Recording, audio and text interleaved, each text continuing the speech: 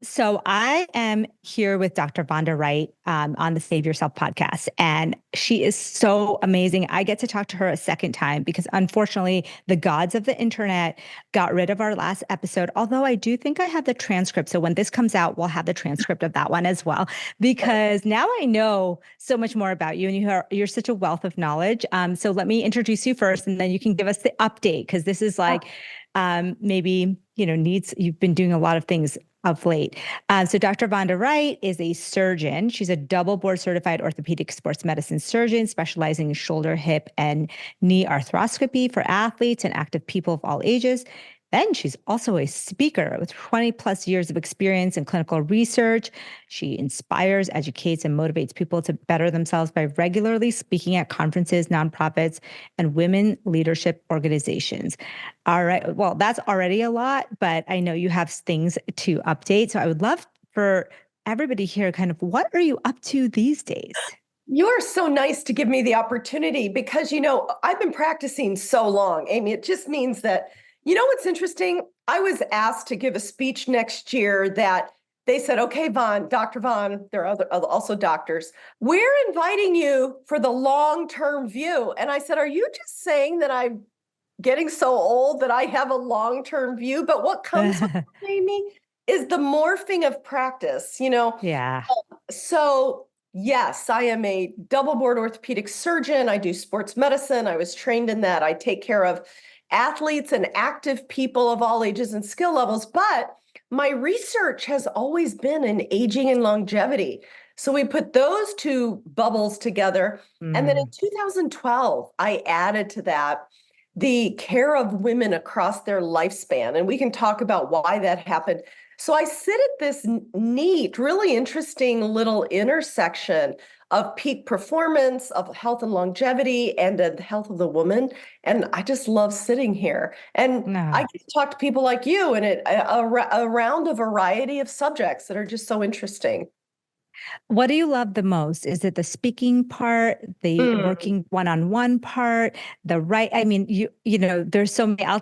It's interesting because I think a lot of people have different views on or different things that really, really light their fire. I was curious about what your take is. But why do I get up in the morning? And Yeah. the one unifying factor that ties all my work together across all the decades is a couple things. Number one, I am out to change the way we age in this country. And so even in 2004, when I got out of my fellowship and started practicing, that has always been my mantra. I am going to change the way we age so Mm. that we do not have to go from some slippery slope of youthful vitality down the slope to frailty, decrepitude. We do not have to. And so that's why I started doing all the research I started to do to prove that if we take sedentary living out of the equation, that we can be healthy, vital, active, joyful. So that obviously motivates me. I do that through surgery, but most importantly, I think I would have been just as happy as a fourth grade teacher. Because what I really, really, really love Mm. across all platforms, whether it's speaking one-on-one, speaking to 15,000, or coaching one-on-one, or doing big live retreats, or even writing. The reason I write books is because I love to educate. I love Mm. when that light bulb goes off and people are like, oh my gosh, I didn't know I could age a different way. I didn't know I could live a different way. Or, when you're doing research, you're often the first person in the whole world to know the answer to your research question. And that is amazing. So I think that's what really drives me is I So think, you love all of it, all the different parts of that.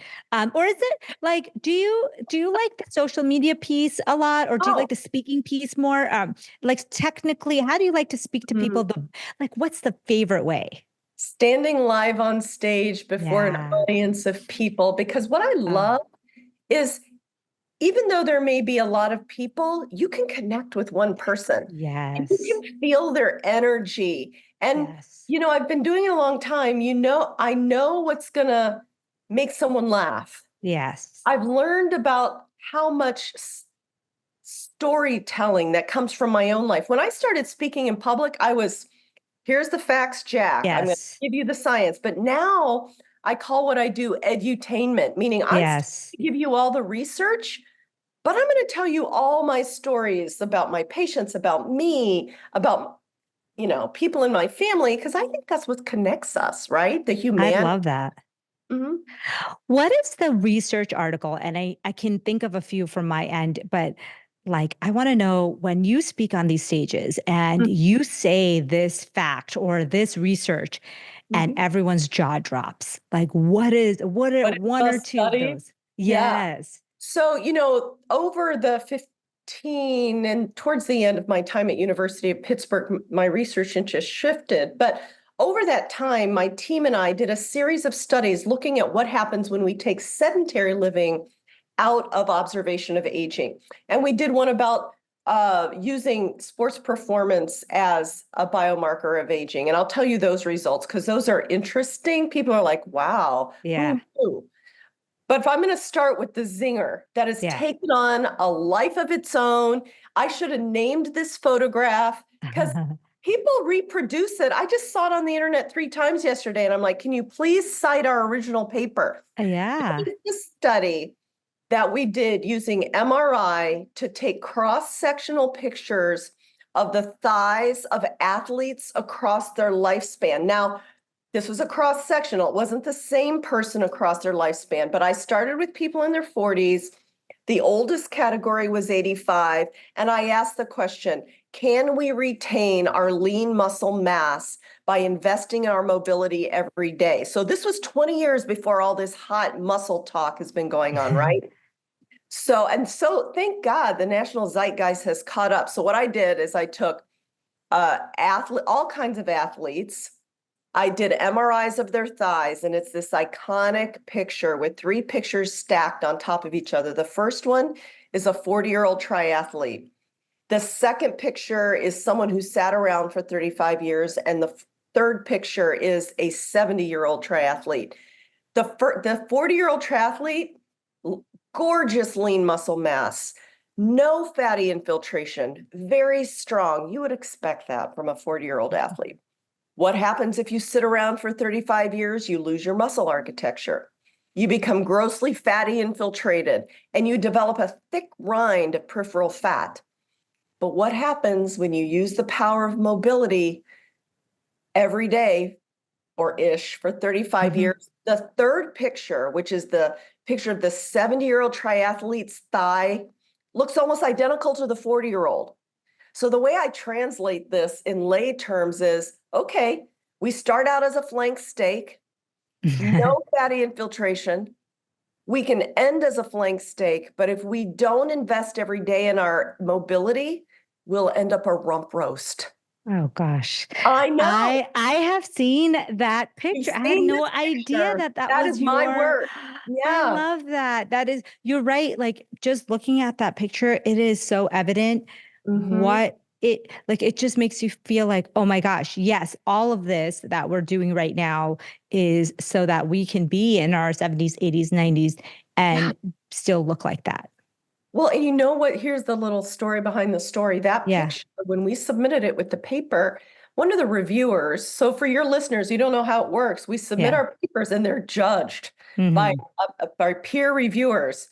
And one of the peer reviewers said, oh, yeah, that picture doesn't need to be included. And I was so vehement about the value of that picture. I said, I will not publish with you unless you publish that picture. Why did they not want that picture? They had no vision. I don't know. I don't. It's the whole story. It's the whole The story. whole story that we can be in control of our health and aging by the activities we do every day. And my athletes, those athletes in the studies I did, they're not pro athletes. They're people like you and I who just care about our activity. Yeah, that's my follow-up question to that. So people might say, okay, that means I have to be a triathlete. But you're No. saying, no, there's specific things. What are the specific steps? And I guess it depends on the person, but Yeah. is there like a minimum, medium, and maximum? Like, what are the ways to keep yourself, your bone and muscle looking that way?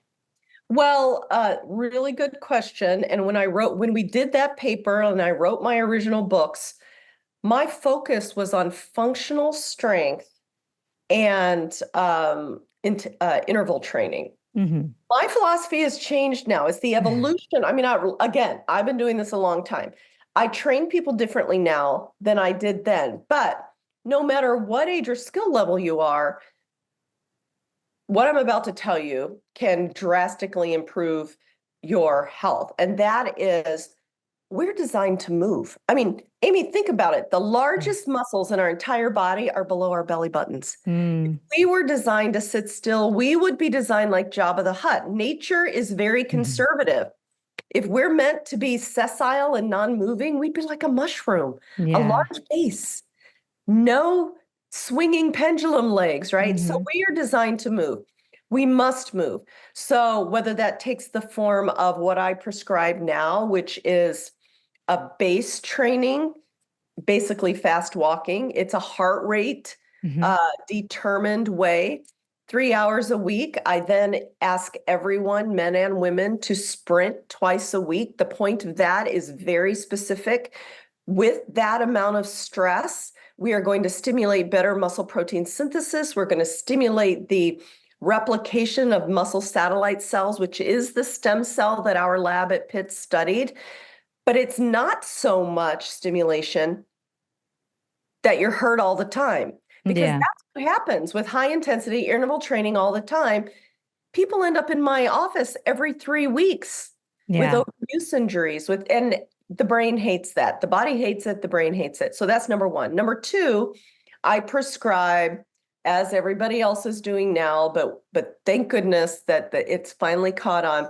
You've got to lift weights. You have got to put load across your muscles. That is how those two things, plus a little jumping, because I want them to have impact, and we can talk about that in a little bit. Those are going to train you for longevity and power. You have to step back and ask yourself, what are you training for anyway? Why are you doing what you're doing? I and the people I care for, I am training you for longevity and power. Power not to fall. Yeah. Power to get up out of a chair.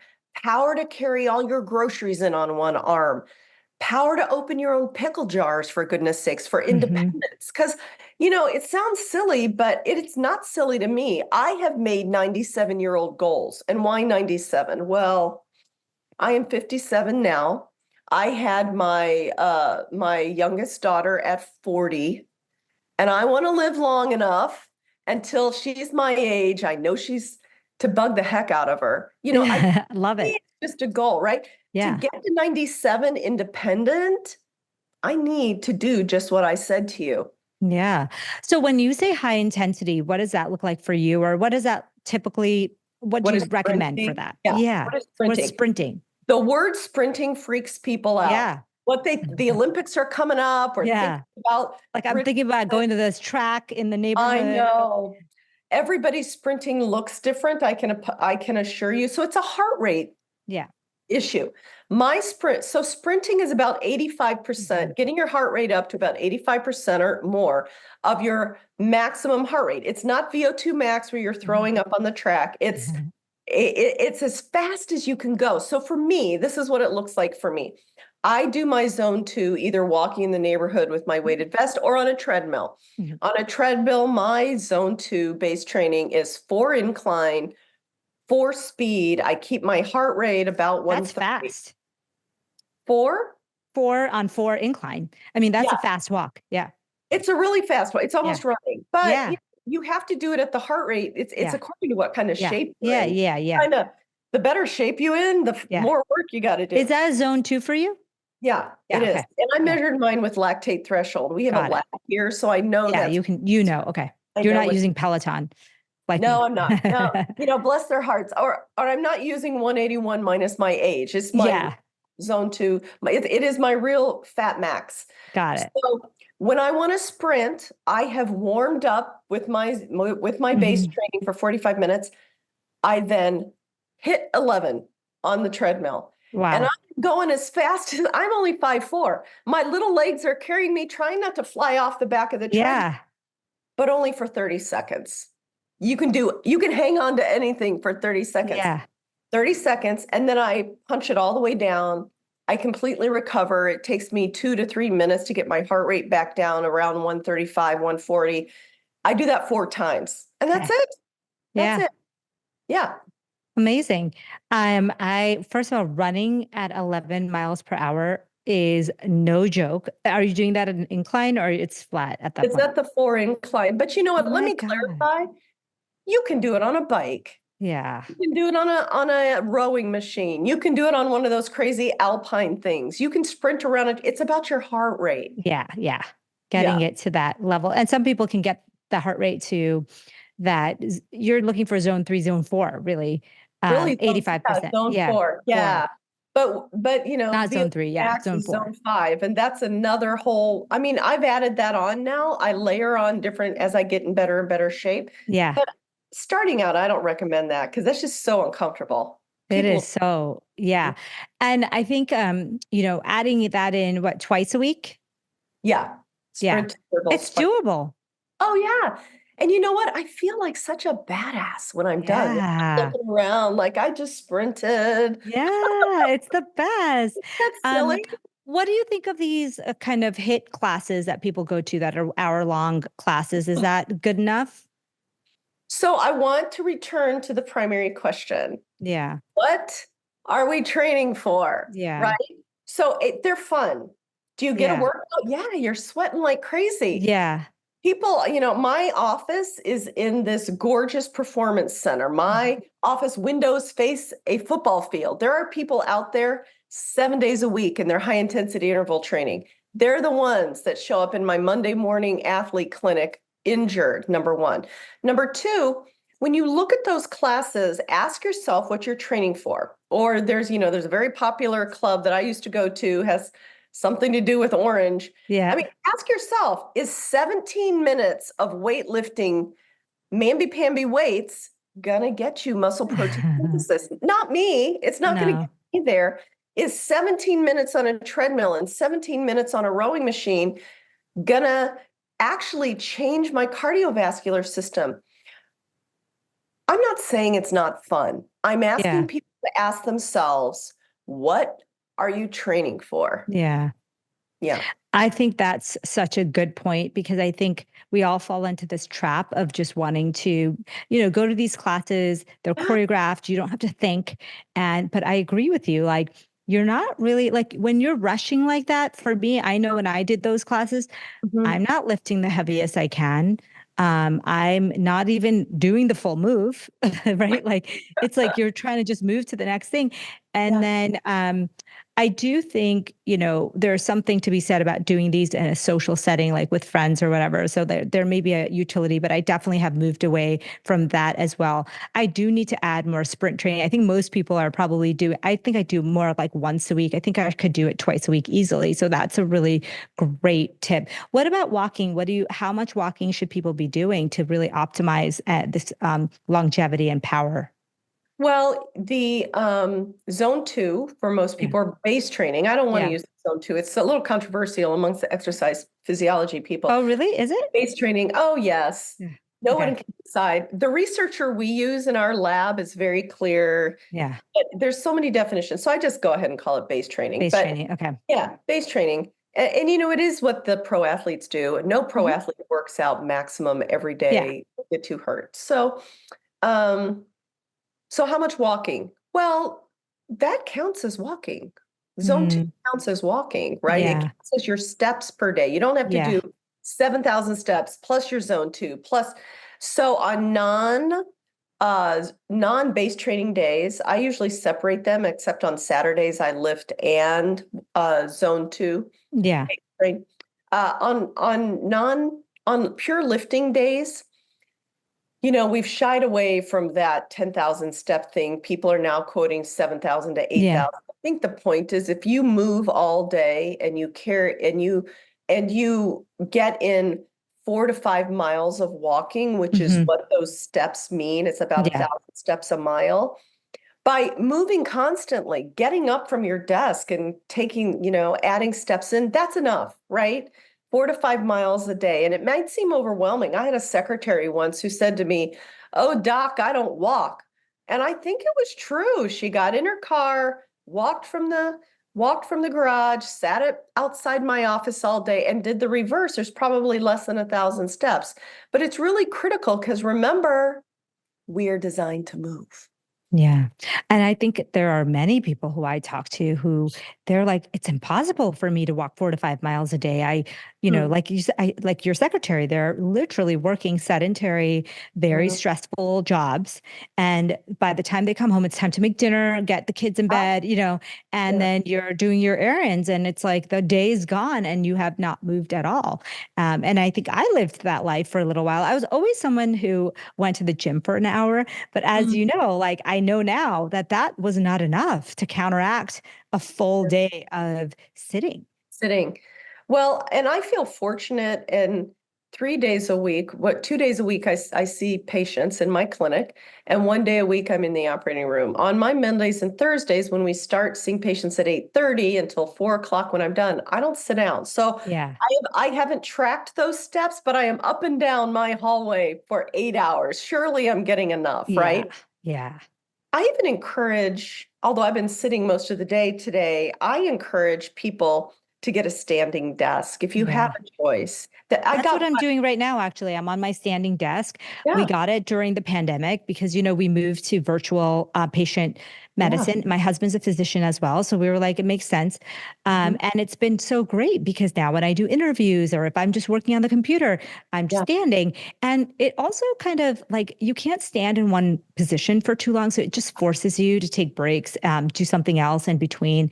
And I just think microburst. yeah. And I think I've learned also, I don't know about you, but I didn't really spend a lot of time outside during my first 10 years of being in medical office. Like I just basically would go to the gym if I did, and then I would come home. And I really didn't know the value of getting sunlight, getting nature-based workout. And now I really try to take my calls outside, go outside, meet with my team. I go for a walk with them to go over everything for the day because I think that nature piece is like something that can be so restorative for your mood, and Yeah. also make it more fun, right? Like go Mm. outside. What do you have any kind of recommendations for people to incorporate nature-based exercise, or is it just like you need to get the quantity however you can get it? I do. I was going to make the comment. I do love so many of your videos on social media are outside. I do Yeah, notice that. Yeah, I love yeah, that. So, how do you build in more outsideness? yeah, Here's something that can benefit your blood glucose. You're the nutrition expert, but yeah, your blood glucose. And I assure people that no police are going to show up at your house if you do this. And that is after you at any meal, but in particular when you get home and you're all eating, before you get around the work of cleaning up the kitchen for the night and the sun is still up, that is the time, even if you do it alone or you do it as a family, is to get outside, right? Make yeah, one of the last activities you do of the day outside time because you've just eaten and you're relaxing and it'll decompress from the day. And maybe it'll actually give you an opportunity to talk to the people you live with, right? But just add some outside time there. It's summer now, so it's easy to do this, and I even do it in the morning. My morning yeah. ritual is when I get up, I make coffee, and I'll just open the sliding glass doors and go outside. It's a little hard, in the middle of the winter when 5 a.m. it's dark, 5 I p.m. know. But, just like that. Or if you work in an office, nobody says you have to sit at your desk. I mean, even if you bring your lunch, go sit outside, find a cement bench, and just even for 10 minutes to get the sunshine on your face. All those little things add up. Yeah. I think it's a really, I was at the office last week and it was blazing hot. And I just tried to find some shade lunchtime, got my headphones in, made a few calls, was on my phone, but at least I was outside and it made me feel so refreshed. Like I was definitely sweaty. It Yeah, was not, something that most people would feel comfortable doing, but I felt like it was so worth it because I came back invigorated, ready yeah. to go. It's just changes your whole entire mood. And like you said, even the studies are like within 2 minutes of movement after meals, you start to get a blood glucose benefit. So it's not like you have to go for an hour-long walk. You could go for a 15-minute walk. You could go for a 10-minute walk. It's like any of those things. Remember last time when we talked, you had talked about jumping, and I want to go over that. And the second thing I want to do, and maybe kind of ties in together, is this thought process that people have that you cannot build muscle or bone once you're an adult, and that you're kind of left with whatever you built as a kid, young adult. You're kind of left with that, because that's what we're kind of even taught in med school. Well, I think it requires a little deeper understanding. It's complex. Bone building is complex, but here are the elements for building better bone. But let's talk about what you just said. Let's take it across the lifespan, if you don't mind. So, okay, the mantra is you lay down bone until you're 30, you get what you get, and then for the rest of your life, you hope that you retain it. Now, here's what I'm seeing a lot, Amy. We are now, the millennial generation women, and hopefully the younger women following them will not fall into this, are still on the tail end of starvation, not lifting, doing a lot of cardio, even if they were athletes. We have now had Title IX for 52 years or something. So we have an entire generation of young women who were active. It doesn't mean that they were fed enough. It doesn't mean that they were doing enough weightlifting. So I get a lot of young women coming to me. They're already osteopenic. Wow. I'm not kidding. 28-year-olds with stress fractures of their hips because they were dieting. They didn't get enough calories in. They never laid down enough bone. So that's a disaster. When we find someone like that, I say, oh my God, thank goodness you still have your estrogen. Yeah. Because you can still have the benefit of estrogen in building bone. So once our estrogens and testosterone starts to decline in our 40s and then stops by the time we're 52-ish, we can still build bone. And I'm going to explain it to people, but the balance is off. Yeah. The way bone is laid down, and here, look, I even have my femur. I'm at my yay. femur. This is a femur. This is the femoral head. This is the part we break right here. Yeah. So if you have on this bone, for simplicity's sake, the osteoclast, the cell sitting on the bone, its job is to scoop it out so that we can use all the minerals we've stored in this storehouse. Coming behind it is the osteoblast, the building cell. And when it finds a hole, a lacunae that the osteoclast has dug out, it's going to fill it back up. But here's the thing. When we have estrogen, the process is relatively balanced. We're breaking down according to what we need. We're rebuilding. Estrogen is a control, helps control the osteoclast, because the osteoclast is a crazy child. It just builds down. Estrogen helps control the osteoclast like this. When estrogen's gone, the osteoclast just does its thing, uncontrolled. And instead of being balanced, we become unbalanced. And we're breaking down more bone than we are building. And we can get into a deficit. What are the things that we can do to give the bones more stimulus to build? Well, the first obvious one is to make our estrogen replacement therapy decision. I give every woman I don't tell you you have to, I give you the data that there are so many studies. It is unquestionably a positive influence on your bone to replace your estradiol. Number one. Number two, when you give impact to your bones, the biomechanical signal that does, jumping, plyo, skipping, even things like rebounding on a trampoline can help. Give enough biomechanical stimuli, it's turned to biochemical stimuli, telling your body, oh, I'm seeing a lot of stress. I need to lay down more bone. And it will cause the communication that helps your body build better bone. So there's the estrogen, there's the impact. Number three, impact or the biomechanical stimuli doesn't just have to come from jumping. It can come from the power of muscle pulling on a bone.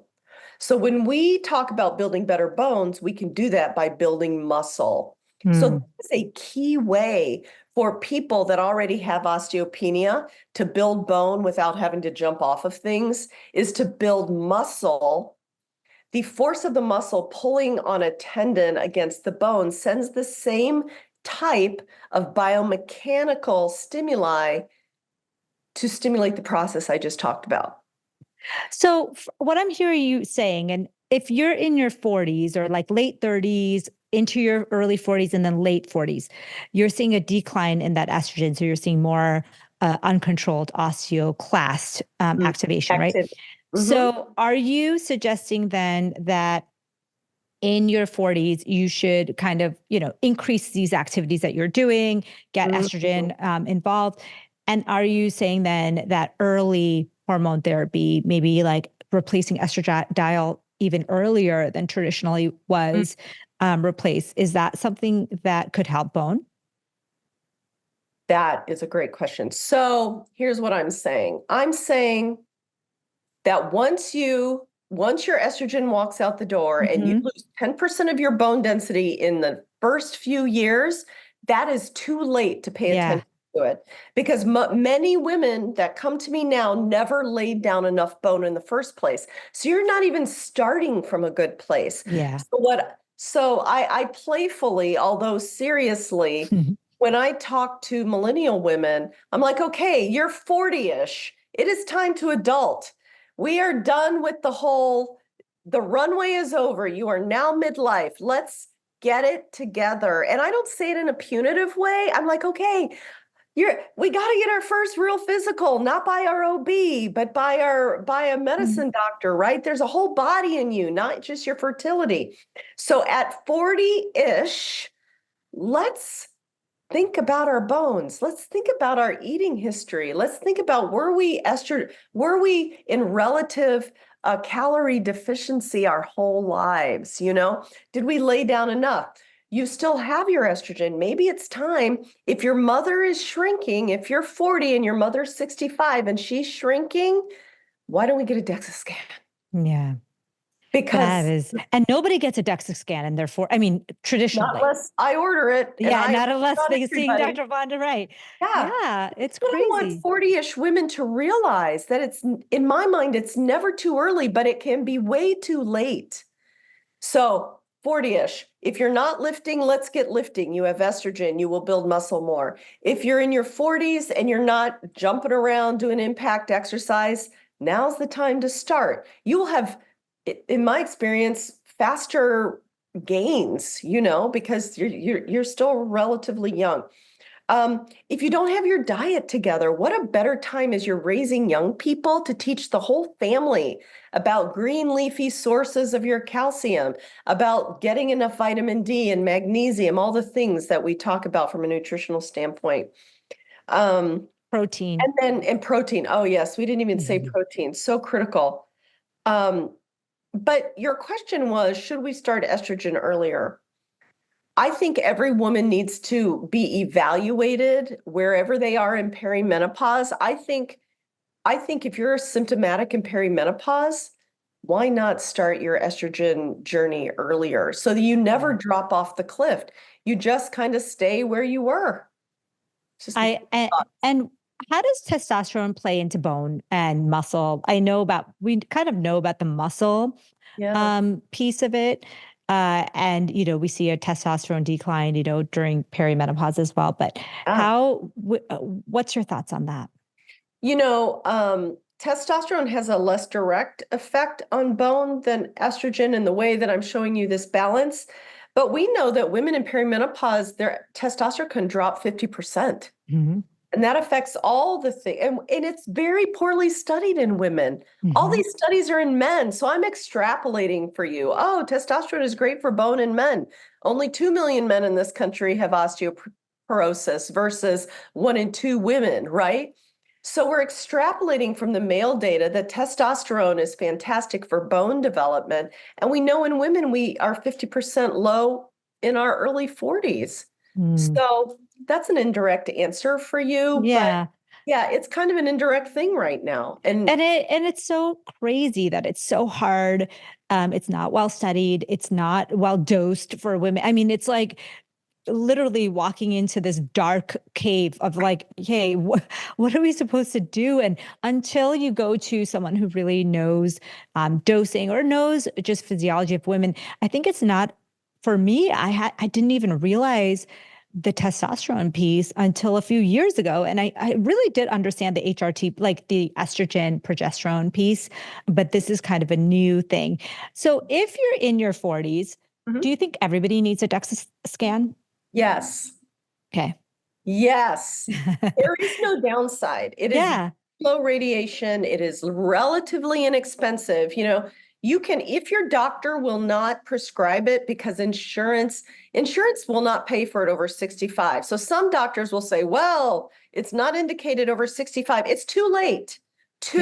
Too late. You are If you already wait out till you're in front. 65, then it's probably too late to do anything. I never view insurance's opinion Yeah. as medical opinion. I view Yeah. it as they're willing to pay for. So when you search around, there are gyms that have full Mhm. clinical DEXA scanners, and you can get it for $99, which is less than Starbucks coffee costs you for 10 days. So, people throw up the objection of cost. Well, you're worth $99. Save up something that is disposable in your life and check out your bones. Is what's the common like term that people use for those ones that are at gyms? They're not called DEXA scans at gyms, right? Hey, well, some gyms have full clinical DEXA scans. Okay. In gyms, they often have something called in-body. Yeah, in Yeah. body. And they're effective-ish. They'll give you what those are good for. They're very good for body composition. Yeah. They'll tell you your body fat, where your fat lays. But for bone, you need a higher level in body, like the 990 version. Hmm. But it's great for the delta. It will Yeah. tell you where you're starting, if you're changing it. But I encourage everybody to get a full clinical DEXA scan. And so here are medical reasons to get Yeah. one. Your mother is shrinking. Hmm. You are shrinking. Hmm. You've had a fracture. Fracture is the number one predictor of future fracture. Hmm. If you've had a metabolic disease or you've had an illness such as asthma that has caused you to need high dose prednisone your whole life, Yeah. if you have had cancer, including breast cancer, where you've taken drugs that have suppressed your estrogen, let's get a DEXA scan.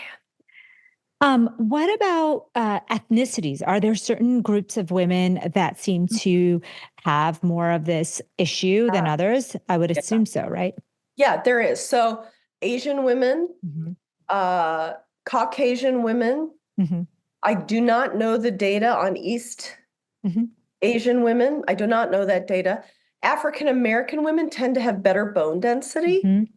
So there definitely is a genetic association with it. Yeah, I mean, my family, I remember my mother's mother, she actually, it was so interesting.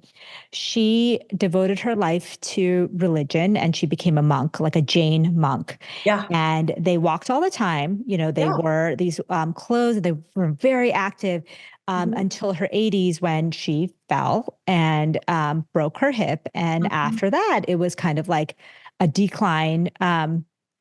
One thing after another. As you know, once you lose your Yeah, mobility, then it's like, and the medical care wasn't great. And I still remember thinking, my mom saying to me, like, she's so healthy. It was literally that one fall. And then, like yes. you say, like, it's literally like everything, her brain, her heart, and she was super active, social. Yeah. But that was the start of the decline.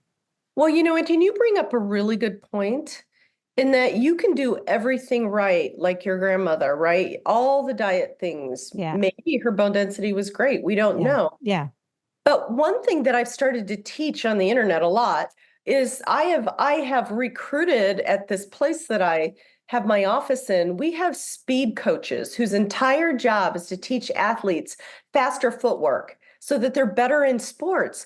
I have had her now design programs. I've published a few of them on the internet. I have her work with my women to teach us speed, agility, and power, because you may be fine, but then you trip over your red work bag, which I do Yeah. all the time. Yeah. And your foot speed is not fast enough to step over it, Yeah. and you land on your hip. It's the fall that breaks you. Yeah. I have this little acronym that I help people remember what we're supposed to do in midlife. So face your future, FACE. F is for flexibility and mobility. FA is aerobic or cardiovascular. We've talked about that. C is carry a load, lift heavy. E is equilibrium and agility. We forget that one. Yeah. But that's so critical as we age so that we remain nimble. We can step over things. Gosh, I have so many stories about this because I still take trauma call here where I live, and we live about 10 miles from the Orlando airport. I cannot tell you, Amy, how many people are rushing through an airport, trip over their own bag, Oh my and gosh. end up in our trauma bay. So Oh it's my things gosh. you would not even expect, like not having the foot speed to get over your own suitcase. Yeah. I know. So That that's is so that is so tough. Well, I feel like I can talk to you all day because you literally have so much to offer. But I do want to know, what does your day look like now? Sounds like, so you're just basically, in our conversation, you talked about trauma call, you talked about your clinic, you talked about research, you talked about speaking. I'm like, where is this lady? Like, how are you doing all this? What does it even look like? Well, you know what? I accepted years ago that I'm just high capacity. I was born with the capacity to shift and do a lot of things at once, but this is what my day looks like. And it's slowed down. I mean, I'm in the last 10 years of my formal surgical career, and I don't see as many patients as I did before, but this is how it goes. But I'm doing a lot more of this other fun stuff. Yeah. I am up every day at 5. I am in bed every night by 9:30, and that regimented circadian management. I Yes. mean, you too, my whole medical training, I did not control that. And I used to say stupid things like, I'll sleep when I die. But Yeah. now that I know how critical I mean, Kristen Holmes scares me to death, the Whoop scientist, when she Mhm. talks about circadian. So Yeah. anyway, I protect my sleep. But at 5 o'clock, I get up. I have this little morning ritual. It kind of sets my day. My brain is best in the morning. So Mhm. I use the hours of 5 to 7 to just get all the strategic work done, to study if I have to study. And then twice a week, I see patients. I operate once a week, but I don't have the other days I work on my businesses, as you've described, but I don't have work-life balance. I don't know how you describe it. Mhm. I Yeah. have work-life integration Yes. because I will be working on orthopedics. The very next minute, I'll be scheduling with your assistant to be on this Yeah. podcast. The very next minute, I'll be coordinating something for one of our children. And it just all weaves together. And you know why? And then some people would say, oh, Dr. V, you have no boundaries. But you know what this does for me? This calms me. Yeah. And I know that I have the things taken care of. It calms me. So I that is an indirect way to say I don't know. I just get it done. But everything I do brings me joy. I don't have things that are hate my life-ish. I don't do those. And I I love love that because I think in medicine, I mean, we all know, right? There are so many colleagues of ours that really do hate their lives, and their life. they're almost going through the motions to get to retirement age. And where I'm part of all these groups online where like people are just, you hear the stories and it's like so sad because I think medicine, of course, there's so many issues. And I believe that working full time, if I was still working in the clinic, 5 to 6 days a week or Oh, whatever, it's mind numbing. it is. It's exhausting, and the Yeah. insurance companies and the paperwork and the red tape. But I think if you find a balance, I think you found both mental, Mhm. physical, and spiritual balance of finding things that really float your boat, I think that's the way to do it. I know you see patients that are looking for help, like, that are not even in the Orlando area. So, and what else are you working on? Tell us all about that. So, the way my work is divided is I see straight orthopedic patients, as we've talked about. I have a longevity practice where people fly in from all over the world. It can be a couple-day intensive with me, Mhm. but we do all the biomarkers, performance. I build a plan for them. But basically, what we do is we take people who just want to live better, feel better, live longer, whose health is fine. They feel Yeah. fine. They're doing their thing. And they think they want to skip to all the weird biohacking stuff. Yep. They want to skip. And I'm like, no, no, no, that's not how I function. We're going to take your fine health and we're going to bring you to optimum health. And if Yeah. I need to send you back to your disease doctor, we will do that. I'm not your Yeah. disease doctor, but we will coordinate with them. So then when we're optimized, meaning everything's going good, you're feeling great, you're sleeping, then we add on the things that we do for athletes to build peak performance. And then when we're really performing in life or whatever, then we'll examine, are the interesting longevity biohacking things for you? But that's how I handle people in my precision longevity program. For women in midlife, if they come to me, then I'll do everything for them, and we'll do nutrition, and we'll do lactate threshold testing. If they want to do it from afar, I do it through menopause mentoring. I don't prescribe the Yeah. adult, but Yeah. you know what I do? I vet everything for them. I Yeah. build a roadmap. I'm like, okay, here are the first 5 decisions you have to make.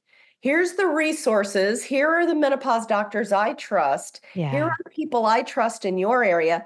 And it just eliminates the chaos that people feel because medicine is confusing. So I do that for menopause and midlife people.